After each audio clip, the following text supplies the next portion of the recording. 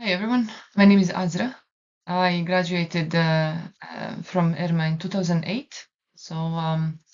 Ever since I've been working in the sphere of human rights, I gained another master's degree in sustainable energy, and I had been also engaging more and more with agencies such as World Bank, consulting on issues of social development and within the environmental and social assessments, environmental social impact assessments.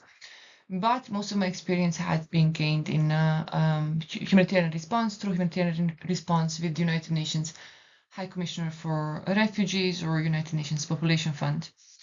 My main focus within the humanitarian responses was always, of course, protection, but also narrowed down to gender-based violence and gender equality. So I will stay in the zone with this session today. I will talk about gender equality in the face of climate change, trying to encourage thinking of using the opportunity to promote the gender equality through climate action. So just quick run through the content of this session. We'll talk about how climate change impacts different genders, gender equality in climate action, what are the opportunities, how we know about them, and if there are any success stories and good practices, how can we replicate them? So how can we do more? I just want to also highlight that I come from a humanitarian perspective mainly. So most of it is going to be reflected through what I've observed in humanitarian response to displacement caused with the mixed situations or that include climate change or conflict directly or indirectly related to climate change.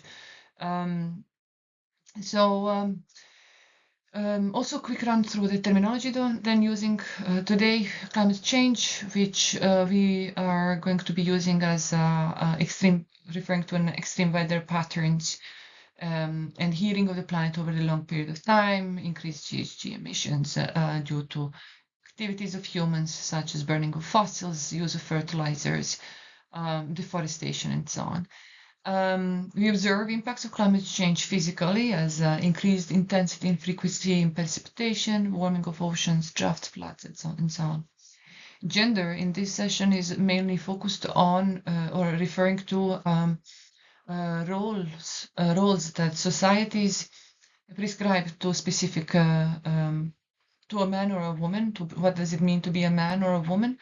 And I would maybe even say an expectation. When it comes to gender equality, it's of course one of the crucial terms that we are mentioning today and in this session, and it's referred to as a right itself. Gender equality is a right, a human right, but it's also a baseline, a sort of a concept that helps us explain and measure how difficult it is to achieve other substantial right due to somebody's gender. So, climate change in gender. Let's begin. Reflecting on the impacts of climate change through the human rights lens. Of course, here it's through the human rights lens. Even as we speak now, we all see some form of climate change. We've been listening for several years now from the climate scientists alerting us, saying, "Oh, this is the hottest year ever." So what do we talk about when we apply human rights lens on the climate change effects? We're talking about the food security or food insecurity impacted with the climate change by the fact that there is a lack of access to livelihoods, access to income, and the lack of the productivity of farming decreases, including the fish farming. This, of course, is a disruption that often prompts people to migrate. And this could be temporarily or long term. We know also that access to water is impacted. And when we talk about access to water, we talk about safe access to water. and access to water that is safe for use, and can meet the needs of a household, of an average household, and of the community. So with the flooding and with the droughts, of course, this is impacted, increasing the instances that people have to come over in order to fetch clean water. But with floods also, we see the risk that goes further into the impacting their health of people, of affected population. While at the same time, of course, the destruction of infrastructure, the capacity of the surviving isn't sufficient to provide or to meet the needs that are increasing, especially in terms of health with the climate change. Then we, of course, talk about the deterioration of safety and security, and even more so, I must say, in the humanitarian discussions, we do increasingly observe that safety and security flares or the tensions flare up more easily where the resources are scarce, and of course prompting further displacement internally or across the countries. Then we of course also see safe shelter that is impacted in slow or sudden onset. But mostly in sudden onset, we see that there are emergency response, humanitarian response, where people get placed into the collective shelters that are maybe not meeting the standards and are not risk-free, health risk, safety risk, and so on. So just some of the most commonly identified impacts, right? We also have sort of an anticipatory we are applying anticipatory sort of thinking more and more within the humanitarian sector, knowing that if not acting, all of this is going to end up in humanitarian emergencies. All of the vulnerable countries, IFRC here,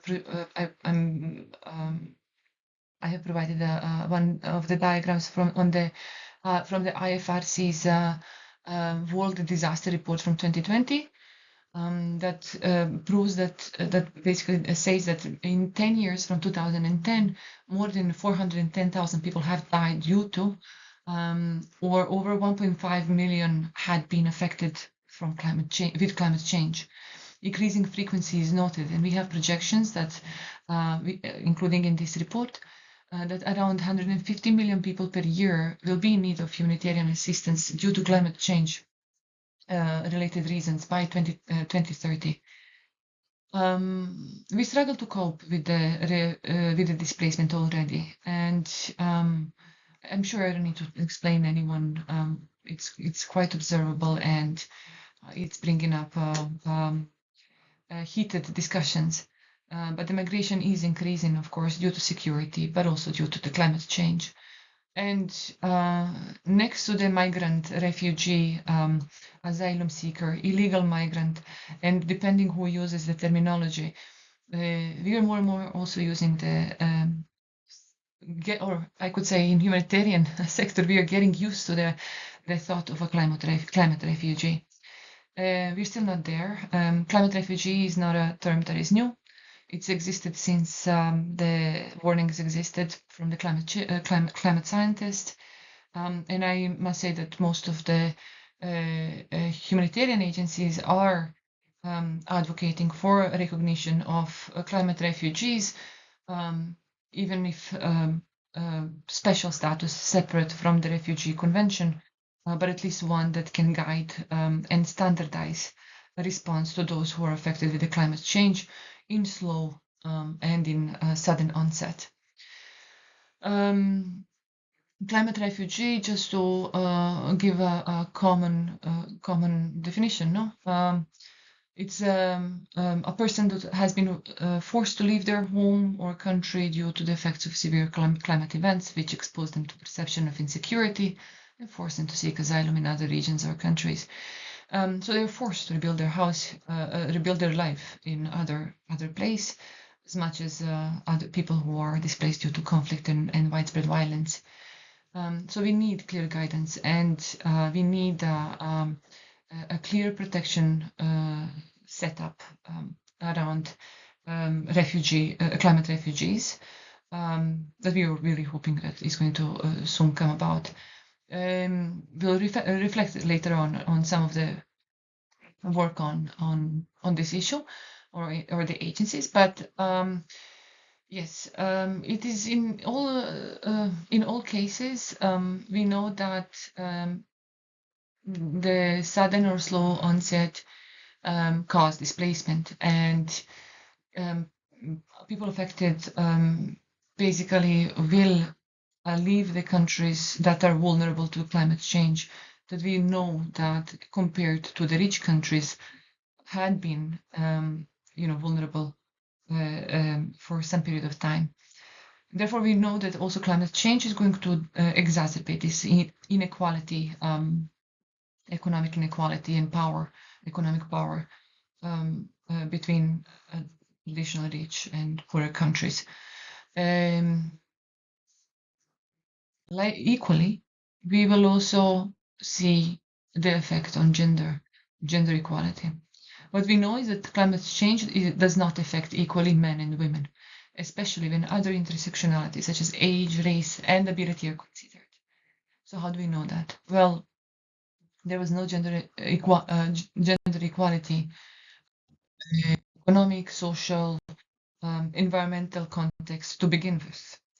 So even prior to the effect of the climate change, to the disaster or the move that a human would decide to choose. So we know that women and girls globally carry disproportional burden caring for their families, and due to the inequalities, existing inequalities and gender related opinions and attitudes, women and girls are rarely involved in processes related to combating climate change or decision making. So these pre-existing inequalities are just deepened with the climate change. Women generally have less access to financial resources, have less rights, less education, less access to specialized help needed for women, and less access to formal employment. With climate change, her time poverty is going to increase because she will have to spend more in accessing food or fetching clean water. So added stresses in the income generation at the household level will also increase incidence of gender-based violence. It will continue to increase, especially when living in the emergency setting or accommodation that is provided as an emergency one in the sudden onset accommodation that basically is lacking access to services or access to any support. So all of them are going to, of course, deteriorate the position and are deteriorating the position of women and girls. Some studies in the developed world indicate that financial priorities of men and women differ, and men will prioritize savings for retirement while women prioritize supporting the family, childcare, family planning, care for parents, etc. So in humanitarian context, we often found that larger families, mothers and adolescents in larger families, mothers and adolescent girls would be the last ones to eat, offering their children to their partner and parents to eat first. So to any person that they need to take care of, usually justifying that they need to keep the strength of a male, usually male head of the family, in order to generate income or strengthen the income opportunities for the household. So what's yes, so what we basically have listed is a sort of some of the most obvious consequences that we are seeing, far-reaching consequences, but they're not exhaustive. We are also listing them through the risks. And we are observing them through the risks. We are at the lookout for specific risks based on gender, increasing vulnerability of women to death, injury, and violence. Again, women and children are being the most vulnerable. We know that also because of the gender, women would stay at home, for example, in situations of floods, stay trapped together with their children, increasing mortality and fatality of the disaster, such as was in Solomon Islands in 2014. We know up to 90% of victims were women and children. Then, of course, violence increases in the state of shock. Women are exposed further to poverty and cope through by different means, increasing their vulnerabilities to sexual exploitation and abuse, but also vulnerability to trafficking. In the loss of livelihoods, that is a risk generally for especially affects women and girls, because women and girls are rarely the right holders or formally holding the right of the land. So even if there is a compensation or any solution being provided by the host community, the women and girls are left out. So their access to new income generating opportunities is practically being cut off, again, putting them into the poverty cycle of poverty and so on. We know also that with the stresses and shocks that are caused with the conflict or displacement due to disaster, women and girls get to be the first ones to drop out of the school. Sorry, not women and girls. And they become vulnerable to child marriage. This is done because it's easier to marry children off into a family that is able to feed her than girl child.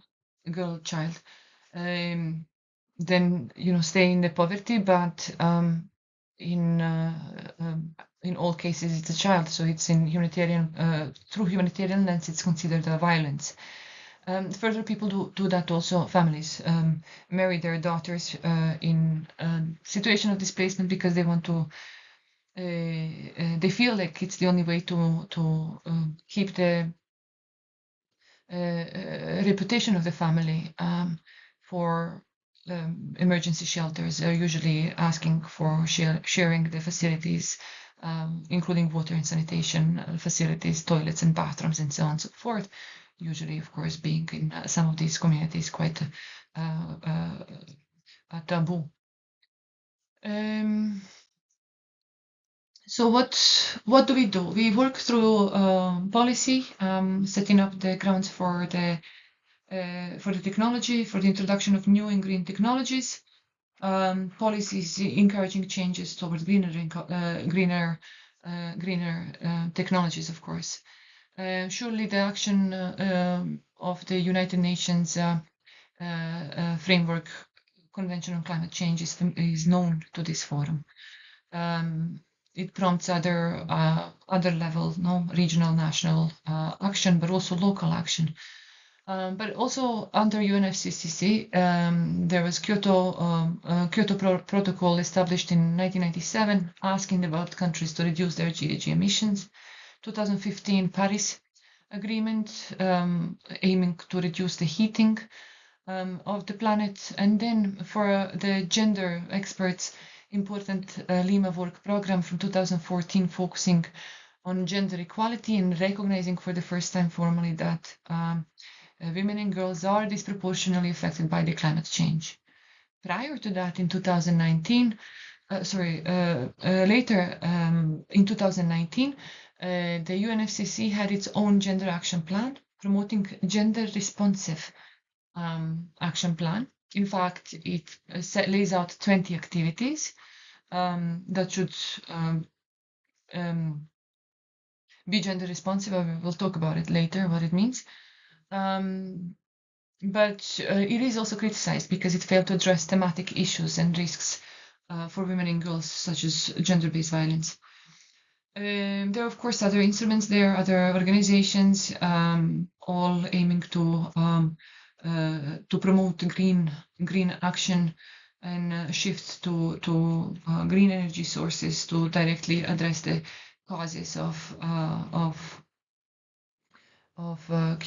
climate change.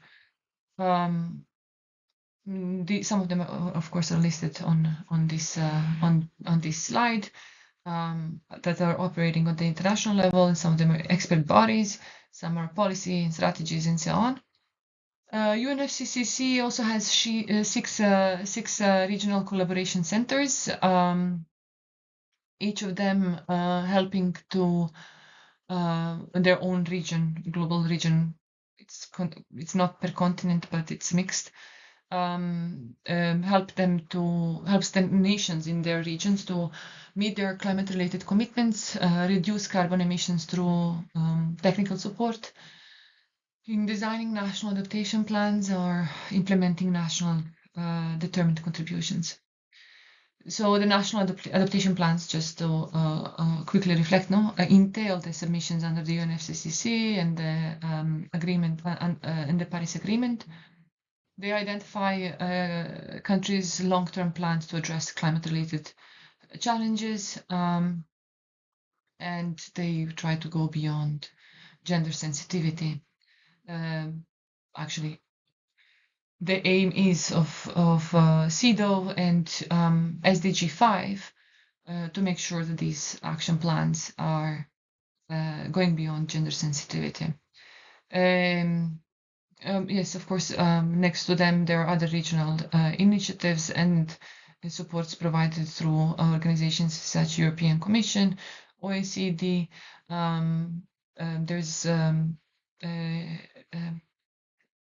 There are several, and there are also NGOs, initiatives, and so on, as it should be.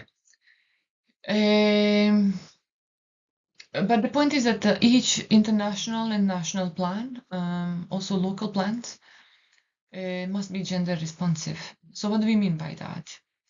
Climate action is an opportunity for gender responsive approach. That is for change of or shift of gender powers or gender related powers in the communities. That means it would basically, if it adopted or it has a gender responsive approach, that means that a policy or a strategy safely identifies and then actively addresses the gender gaps, overcomes traditional biases, norms, and practices related to gender. So it goes from just gender sensitivity that is usually applied, and it's a guiding principle in essence of humanitarian action. It moves into transforming attitudes and behaviors that are in the root cause of power relations within the community that are usually negative for women and girls, but also other gender identities. So we are looking into the gender responsive. We are advocating for gender responsive approaches through policies and strategies that will encourage shift to the green technologies and green energy sources in a way that are promoting power and potential of women within the communities. So how do we do that? We, of course, combine SDG globally. We combine SDG 7, that is the affordable and clean energy, and SDG 5, gender equality. So we need to consider the practices that are emerging around policies and practices that are created around green energy or sustainable energy. How they are used, how the access to them is achieved, how available they are. Generally, we consider that access to energy exists if it's safe energy, if it's stable, it is of good quality, if it's affordable, healthy and safe to use across the household or community. At the household level, we know that women and girls are main users of energy. Think about firewood as energy source. Women in most of the communities where there is scarce, where there's no electricity, most of the times women would be in charge of collecting firewood in some of these most climate risk, most at risk due to climate change communities. They collect firewood and they organize how it is used, how the energy is used throughout the household. But at the same time, they don't get to decide if there would be, or they do not get to participate in processes related to introduction any other type of energy.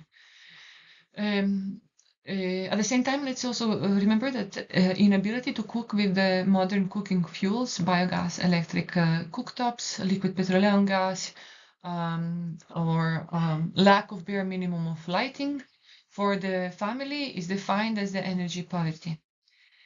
So SDG seeks to get affordable, reliable, sustainable, modern energy for all, and significant achievement has been observed in relation to this goal in the recent years.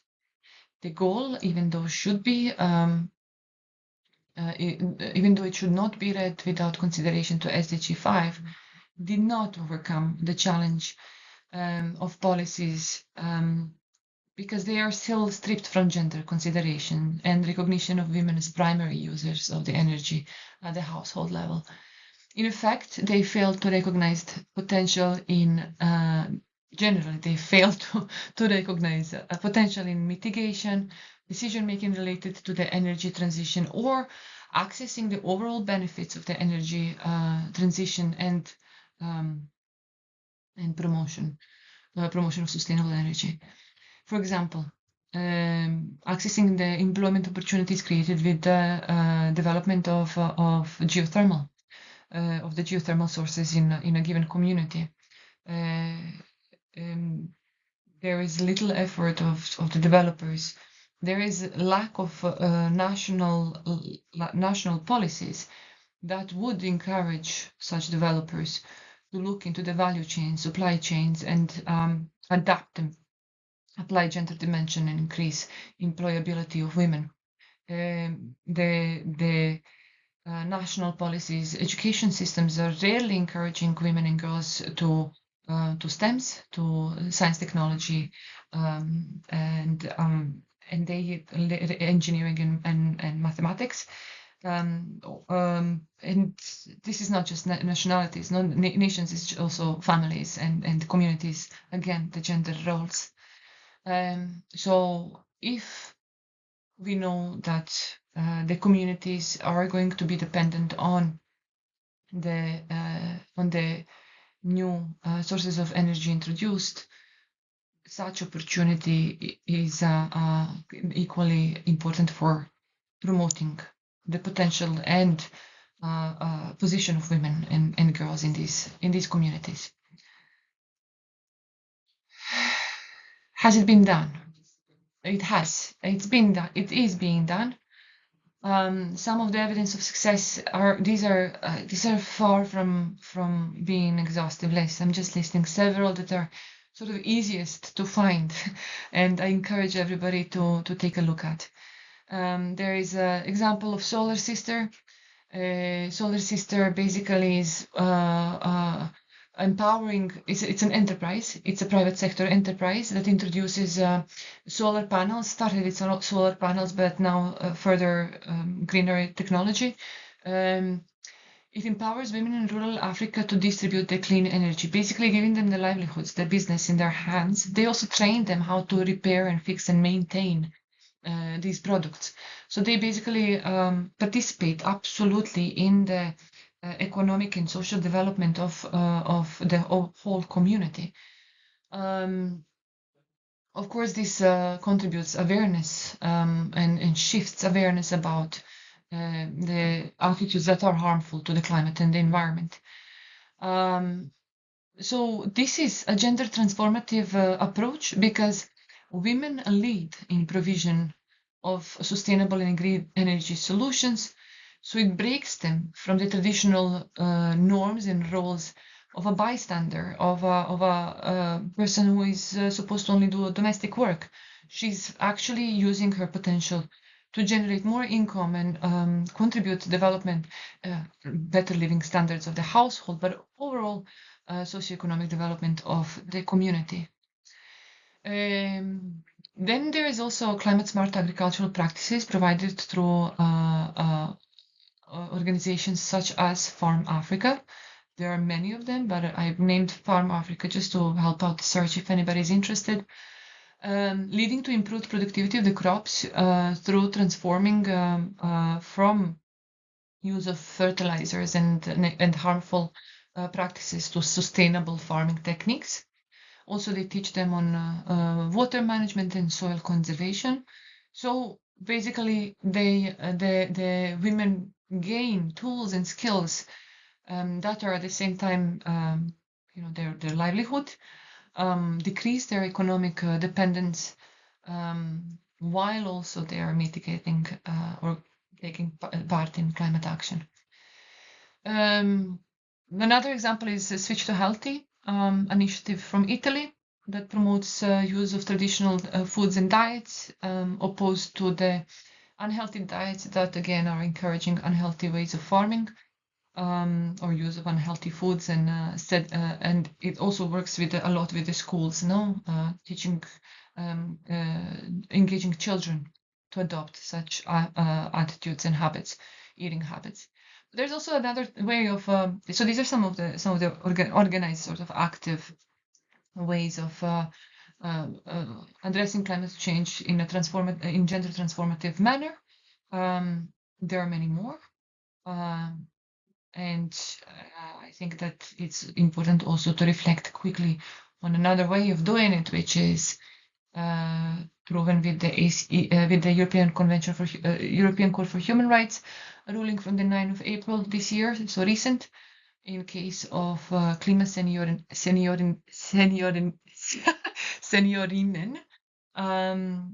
where a group of women initiated the case before the ECHR and practically won, asking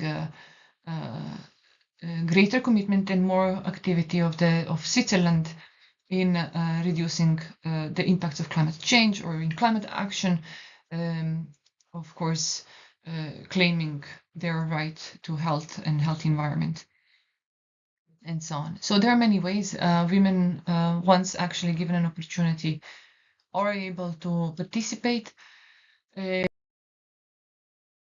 So what can we do? No, we can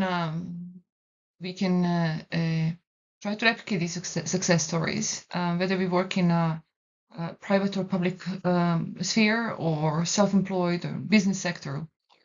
It doesn't really matter. Adopting a gender transformative approach is always advisable.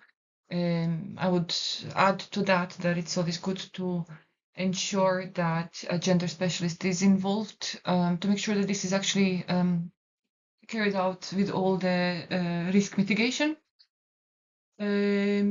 How to? We of course need to do the contextualization. Not everything is absolutely relevant from one region to another, but the approach in itself can be replicated. We are in contextualization, of course, looking at the factors such as culture, geography, climate change effects, who are our stakeholders and decision makers, and if we have partners and allies at national or a regional or even international level, and which would always help fundraising, of course. Then we are supposed to we are supposed to ensure that there is a safe engagement, and as I mentioned, it's advisable that every action related to introduction or to climate action, to introduction any green or sustainable technology solutions to combat climate change are carried out with in consultations with the gender advisors, because they will know what is a women and girls safe space, and even though it may be quite appearing as a notoriously known fact, I get always surprised how much there is a need for gender experts. Then we need to, of course, build capacity and even take an extra step and see if such capacity is not offered within the local communities. Women and girls plan well in advance and train them in order to make sure they can be safely engaged. But also working with the ministries of education, NGOs, and so on, where we can work on the awareness and educate women and girls into skills that may be of value for promoting the sustainable energy sources or transition. And of course, then we need to adapt because, as said, no, not in my I've worked in 12 different contexts in the world, and every single context was completely different from the other one. There are guiding principles that replicate, but we, of course, always need to adapt. And in case of climate action, this is opportunity to innovate and engage women and girls in innovation, as we know that there is a great potential within.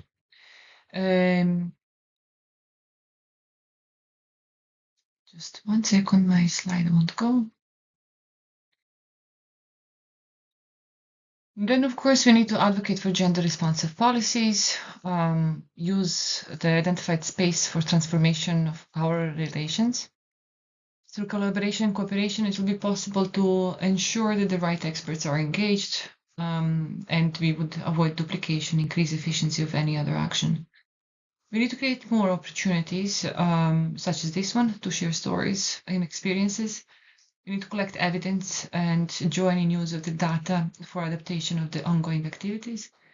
We need to use storytelling and ensure exchange between the champions leading in the change. As of course, there is always an opportunity in the exchange of experiences. Of course, all of that needs funds. We need to, through advocacy, we also need to advocate for increased funding support to the organizations that may provide such opportunities, such as women-led organizations and women rights organizations, and ask, of course, the duty bearers, the states, to engage and support initiatives of transforming negative gender attitudes. So, in summary, we need to make sure that we engage women. This does not mean, and it is not a threat to a male population, percentage of population. It does not mean that they should be excluded,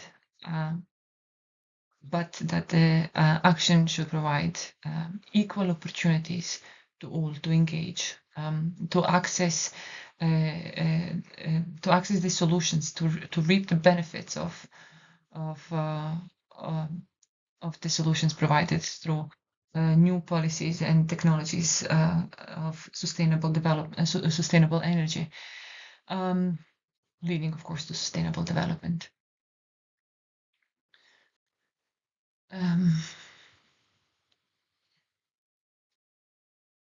So, to sum up, 100% of population is affected with climate change. Climate change knows no borders. We also need 100% of our able population to combat the climate change. That should not be interpreted as the duty bearers not having any longer the duty to promote climate action or gender-responsive climate action. It should mean that we create opportunities to engage women and girls in early anticipatory action, to mainstream such climate action in the national and local protocols. And in such case, we will actually mitigate the risks of half of the population that is traditionally left behind once the disaster hits, while at the same time we will prevent we will prevent such incidents for the future and increase the efficiency of the action, overall contributing to sustainable development. That's it from me. That was my last slide. Apologies for some glitches because sometimes I couldn't shift between the slides. I am listing my sources here. Feel free to reach out to me. I am available for any further discussion. Would highly recommend to read the UN Women 2009 fact sheet because it's sort of a baseline for studying the climate change in women. Then also the GBVOR a brief on climate change from 2023. All of them being listed in these slides. So that's it from me. Thank you for the opportunity. I hope you enjoyed this. I remain available. Reach out, and wishing you everyone all the best. Please remember to adopt gender responsive approaches in whatever you do. Bye.